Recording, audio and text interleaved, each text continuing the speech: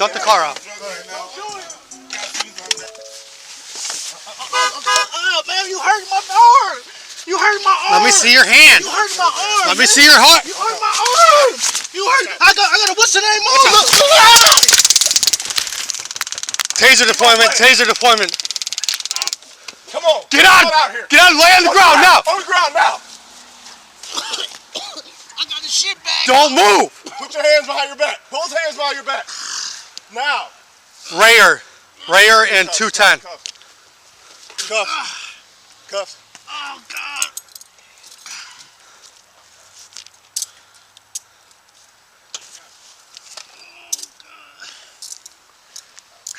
Dude, I thought he had a gun.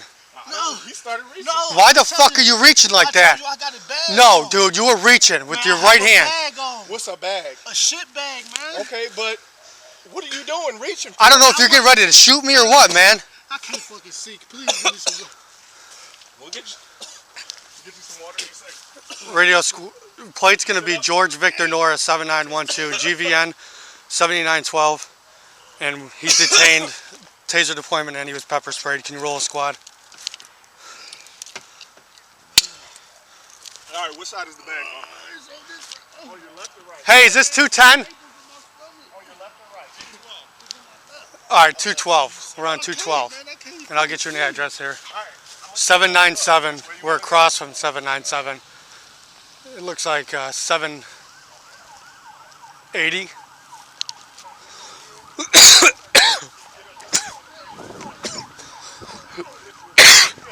Man, that shit's just blowing this way. You can cancel it. Don't start reaching nowhere, man. Dude, he was.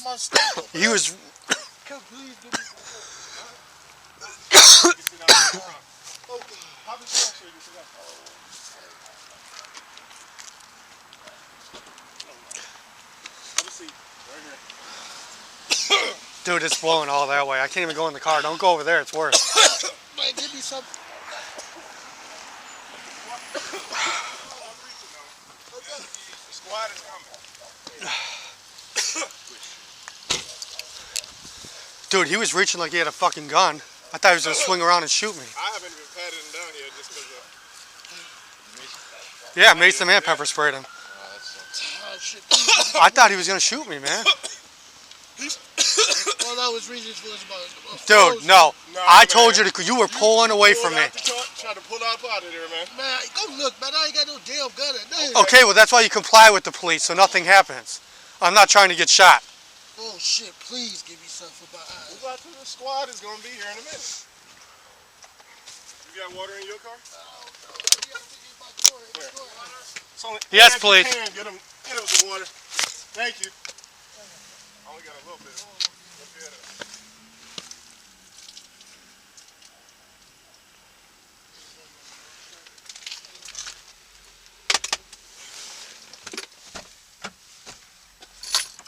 Why'd he pulling all these phones?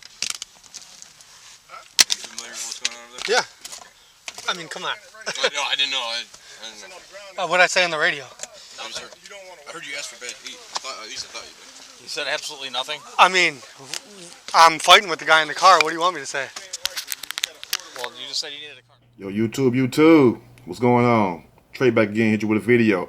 Now this video comes out of Ohio, and lately, Ohio has been in the news lately, and it's all police related or somebody getting killed by somebody up there. What the hell is going on in Ohio? Are they spraying too much up there? Are they putting too much in the water? Somebody let me know. Somebody from that C-town like Bone Thugs and Harmony used to say. Anyway, we have a cop who says they mistakenly mistook a man colostomy bag for a gun. How in the hell can you get a colostomy bag mistaken for a gun? Now that right there is something to think about. Is a gun is shaped a certain way, right? I think I'm right on that. In a bag, a colostomy bag is shaped a certain way, right? So how can you get the two confused?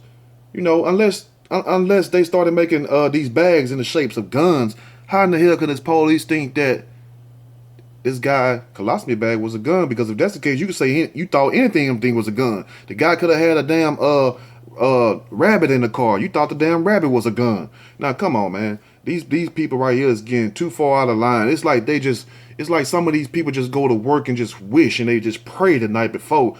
Lord, I ain't tased nobody in 2 weeks. Lord, please send me somebody, Lord, that I can tase the shit out of them. You know, it's hard out here. You know, I want to mess over people. You have some people that's like that. They just take their job too damn far. It don't make no sense. I'm gonna read a snippet from the story and I will give my opinion surely as we go. An Ohio man is filing a lawsuit against Euclid police for brutally arresting him and pressing false charges against him maliciously, which they did because you've seen the video. Now, Lamar Wright had pulled into a driveway in November of 2016 in order to safely use his cell phone when police who were investigating a house in relation to drugs ran up to his car. Now notice, pause right there. They always say they're investigating something. You know, all of a sudden we investigating this house for drugs because we seen you out here sitting in the car. You're a big old guy. So we need to ask you some questions. It's funny how they always narrate the story to fit their objective, if you will.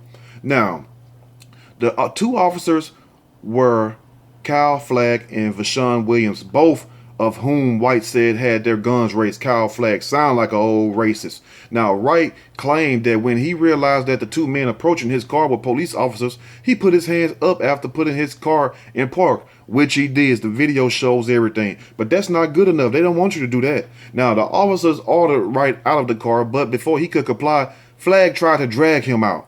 Like, instead of giving this man the respect, number one, as being a human being and also as being a grown-ass man, he decides to go a step further and drag this man out the vehicle when the man already had his hands up, basically shocked, like, where did y'all come from? You know, what y'all came out of Porter out of time? You know, am I in the Matrix right now? Where the hell did y'all come from? They like, they just, boosh, just popped up out of nowhere like they was magicians, you know. Now, Flagg yanked on Wright's left arm. Wright was still seated in the car at the time and had staples in his stomach and a new colostomy bag. A new one, not an old one, a new one. You don't mess over no new colostomy bag. Now, this in combination with Flagg yanking on his left arm prevented Wright from extending his right arm toward Flagg. Flagg's conduct caused Wright extreme pain. Wright cried out to Flagg several times that he was hurting his arm, but Flagg ignored him, the lawsuit read. Now, the lawsuit also claims that Wright was tased and pepper sprayed before he could explain himself. He was forced onto the ground and handcuffed despite trying to explain, I got a shit bag on me. You know, I got a lot of shit on me, and I ain't talking about no dope. I ain't talking about no AK-47. I ain't talking about no Glock 40s. I ain't talking about none of that. I got that other shit. You know what I'm saying? That food that they feed us ain't no good. But anyway, the officers talking between themselves revealed that they thought he was reaching for a gun when he reached for his bag. Every time they think you're reaching for a damn gun, why would you take your ass to damn work if you think everybody you pulling over has a gun? That's what I want to know. Can somebody tell me that? I bet I'm the first one probably ever said that right there. Yeah. But anyway, why would you go to work if you think everybody is going to kill you? I wouldn't want no job like that. You feel me? And it's not like these jobs pay as much as doctors and lawyers, NBA players, football players. Why would you have this notion that everybody's out to get you? Everybody that you pull over is going to shoot you. I mean, what kind of life is that? Y'all let me know. But anyway, there was so much yelling going on. Wright said, I was just trying to comply, which he was. The video clearly shows it. Now, Wright was then charged with obstruction, official business, resisting arrest, and criminal trespass, and taken to the hospital where he said officers mocked him for being in pain. He was jailed and then paid nearly $900 in bond, but was not released.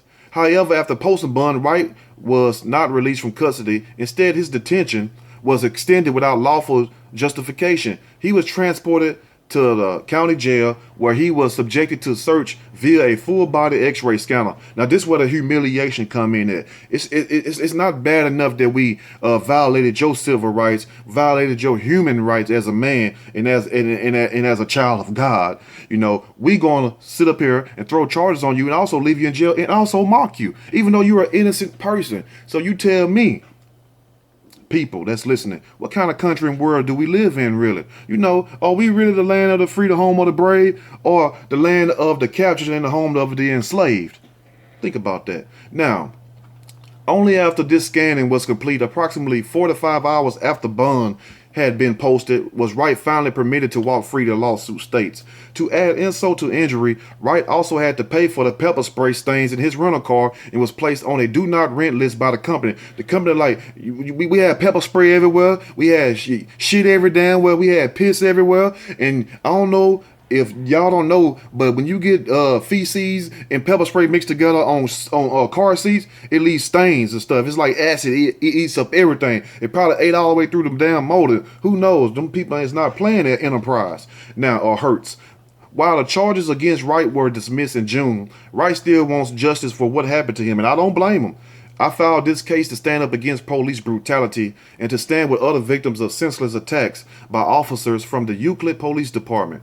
These officers' illegal treatment of people in the city must stop. Wright said in a public statement, "We need justice for all the victims of the EPD, like the EPD, like the LAPD, the NYPD, Euclid police officers going wild up there. You know, y'all need to petition that right there. And I hope this man do get justice right here, because let me tell you something.